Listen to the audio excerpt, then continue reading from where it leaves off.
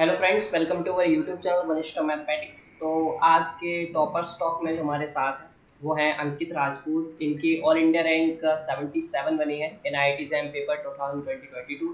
So first of all many many congratulation to him from my side and to whole modellers team.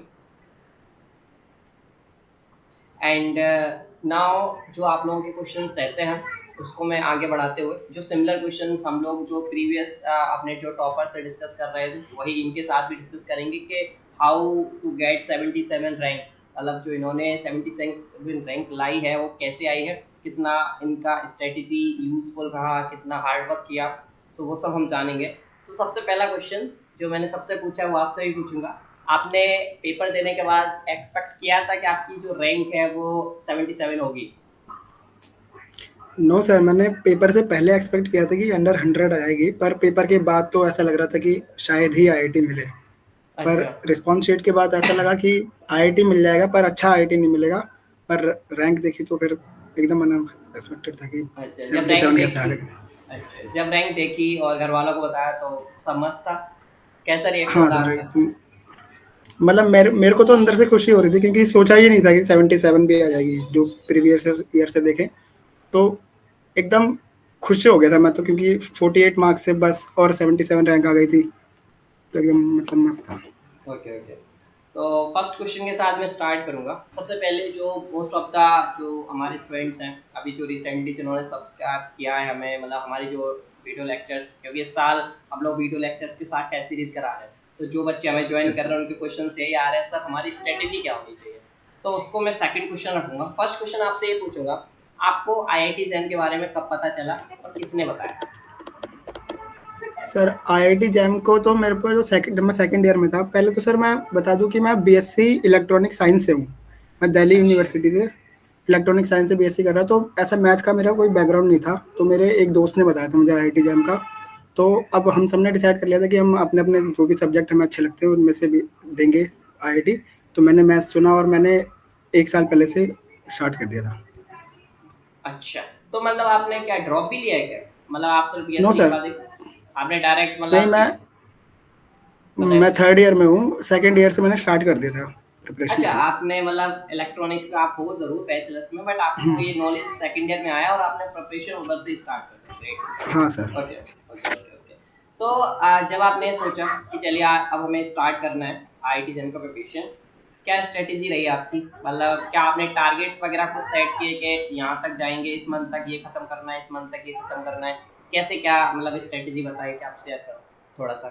Sir monthly strategy तो मैंने कुछ भी नहीं बनाई थी। कि मैंने ये ज़रूर डिसाइड कर लिया था कि मेरे को अक्टूबर या सितंबर तक अपना सिलेबस जो है ख़त्म करना है। क्योंकि मेरे को फरवरी से और सितंबर तक का टाइम था, तो शायद 8 या 7 महीने होते हैं। तो उसमें मैंने सोचा था कि उसमें सिलेबस ख़त्म कर लेना है, उसके बाद मुझे रिवीजन करना है, क्योंकि आखिरी में टेस्ट सीरीज भी लेनी थी और रिवीजन के लिए भी टाइम चाहिए था। तो सितंबर अक्टूबर में सोचा था कि सिलेबस ख़त्म कर लूँगा, और मैंने कर भी लिया था। आपने देखा कि अच्छा। मैंने जो टेस्ट सीरीज ज्वाइन की थी वो अक्टूबर में ज्वाइन की थी, एंड में। हाँ आपने। तो उससे पहले मैंने वो खत्म किया था सिलेबस। अच्छा, तो जो आपने टारगेट बनाया था उसमें पूरा सिलेबस आपने फिनिश कर दिया था। तो यस इसी सर। बीच में एक और क्वेश्चन पूछूंगा। आपने सिलेबस खत्म किया तो इसके बीच में आपने कुछ बुक्स भी फॉलो किया या थ्योरी नोट्स वगैरह से ही सिलेबस खत्म किया? बुक्स का तो सर मैं बताऊं तो जब मैंने स्टार्ट की थी प्रिपरेशन, तो मैं कॉलेज जाके बुक लेके आया था। 2 बुक लाया था। एक मैं लाया था एसएल रोड डिफरेंशियल इक्वेशन की, और एक लाया था मैं रियल एनालिसिस की एससी मलिक। तो मैंने जब एससी मलिक पढ़ी तो मेरे को लगा कि ये तो बहुत ही बेसिक बुक है। तो मैं फिर से गया कॉलेज में, फिर से लेके आया। दूसरी बुक लेके आया मैं, वो बार्टले की लेके आया था। अच्छा, तो फिर मैंने बाटले, वो हाँ। पढ़ी, तो मेरे को वो जब मैंने वो पढ़ी तो मैंने देखी ये तो बहुत ही मतलब समझ में भी नहीं आ रही थी मेरे। तो हाँ। मेरे को पहली बुक ऐसी थी कि जो बिल्कुल समझ में नहीं आ रही थी। तो मैंने बुक को सिर्फ रिफाइनमेंट के लिए यूज़ किया कि मैं पहले यूट्यूब लेक्चर देखूंगा, उसके बाद ऐसा कि कुछ रह गया और नहीं रह गया उसके लिए मैं बुक यूज़ करूंगा थोड़ी बहुत। तो मैंने बुक से अच्छा ज़्यादातर नहीं पढ़ा, अगर मैं कहूँ तो। अच्छा। तो आपने मतलब बेसिकली नोट्स या फिर जो आपके नोट्स वगैरह आपने जो सेटअप किए हुए थे उससे ज़्यादा फोकस किया है। हाँ सर। ठीक है। उसके बाद PYQs वगैरह जो आपने लगाए ओनली IIT जैम के लगाए या फिर अदर एंट्रेंसेस के भी लगाए थे? नहीं सर, मैं पी बाई क्यू तो मैंने I T JAM B H U D U NET सबके लगाए। जो जो मेरे को मिले वो मैंने सबके लगाए, जैसे जो भी सारे एम एस सी के एंट्रेंस है सबके लगाए थे मैंने।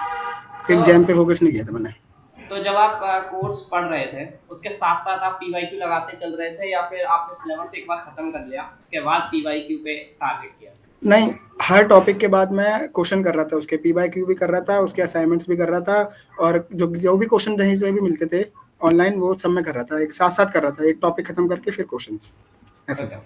तो मैं जो भी स्टूडेंट्स ये वीडियो देख रहे हैं, उनसे मैं कहूँगा कि ये स्ट्रैटेजी आप यूज़ कर सकते हैं।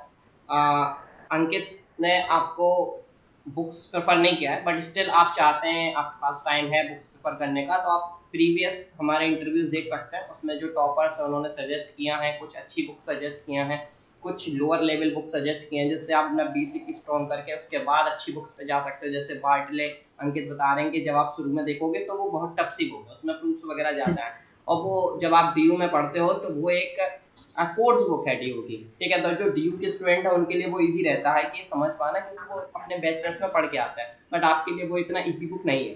तो यदि आप उसको भी अच्छा करना चाहते हैं, आप पढ़ सकते हैं, ये कोई नहीं कहता कि आप कोई नहीं पढ़ सकते, आप पढ़ सकते हैं, बट स्टिल आपको इसका बेसिक्स आने चाहिए। तो आप उसके लिए हमारे अदर्स आई बटन पे आपको इंटरव्यूज वगैरह और भी हैं, वो डाल दूंगा मैं, तो आप वहाँ से इंटरव्यूज और देखिए, वहाँ पे बुक सजेशन दी गई है, ठीक है। नेक्स्ट क्वेश्चन के बारे में आते हैं। आईआईटी जैम में जो आपका अटेम्प्ट है, ये फर्स्ट टाइम दे रहे थे आप? Yes sir, okay. First attempt. तो many many congratulation, first time में आपने 77 रैंक अटेम्प्ट किया है, मतलब थैंक यू बहुत सर। बड़ी बात होती है।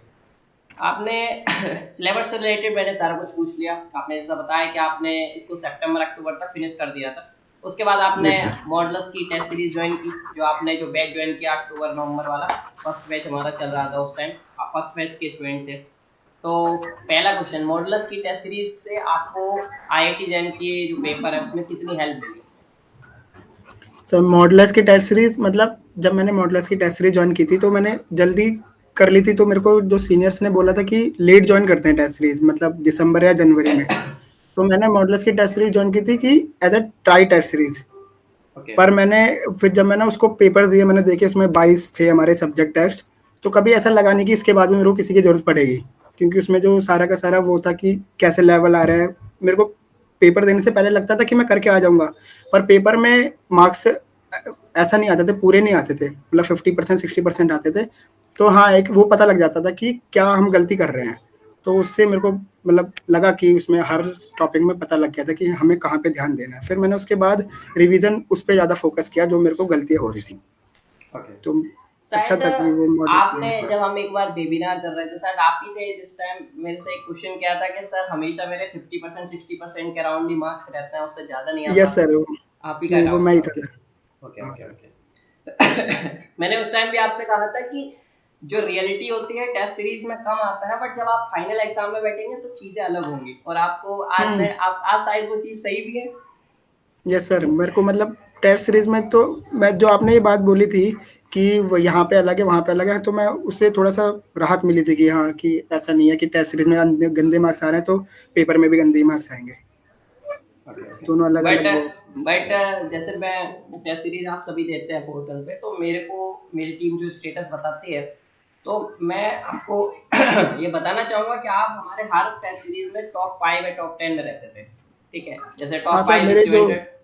हाँ बताइए। जैसे फुल लेंथ टेस्ट से मेरे वो काफ़ी अच्छे गए थे, क्योंकि पहले जो सब्जेक्ट टेस्ट आपने करवाए थे उससे सीख चुके थे कि अब पेपर कैसे आना है। तो फुल लेंथ टेस्ट एकदम प्रिपरेशन के साथ हमने दिए थे, तो वो मेरे काफ़ी अच्छे गए थे, उसमें 70% भी आ ही जाते थे किसी किसी में।